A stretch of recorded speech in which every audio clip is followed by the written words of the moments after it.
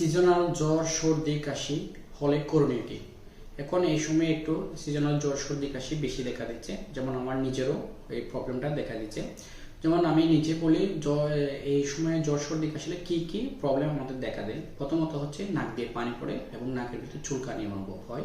দ্বিতীয়ত হচ্ছে আপনার চোখের মধ্যে পানি লাগে এবং চুলকায়, খুব জ্বলে, এরকম প্রবলেম হয়, যেটা আমার নিজেরও হয়েছে। এবং গলা ব্যথা থাকে, শরীরটা ব্যথা হয়, মাথা ব্যথাও হয়, প্রচুর জ্বর ওঠে। তাহলে আমাদের কি করণীয়? আমাদের করণীয় হচ্ছে প্রচুর বিশ্রাম নেওয়া, ভিটামিন সি জাতীয় খাবার খাওয়া, তরল জাতীয় খাবার খাওয়া। যাদের গলা ব্যথা আছে তাদের জন্য উচিত কুসুম গরম পানিতে হালকা লবণ দিয়ে ঘড়ঘড়া করা। যদি জ্বরটা বেশি আসে তাহলে আমরা প্যারাসিটামলটাই খাবো। যেটা করবো না সেটা হচ্ছে কি, আমরা ডাক্তারের পরামর্শ ছাড়া অ্যান্টিবায়োটিক খাবো না এবং ঠান্ডা পানি, ঠান্ডা খাবার এড়িয়ে চলবো।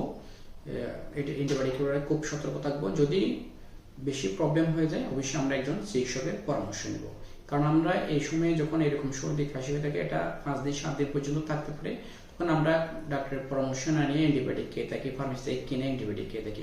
আপনার জন্য কোন অ্যান্টিবায়োটিকটা খাবেন এটা ডিসিশন নিবে হচ্ছে একজন ডক্টর। আপনি নিজের ইচ্ছা মতো অ্যান্টিবায়োটিক খাবেন একটা দুইটা, এতে আপনারই ক্ষতি হয় এবং আপনার কোনো শরীরের কোনো উপকারী হয় না।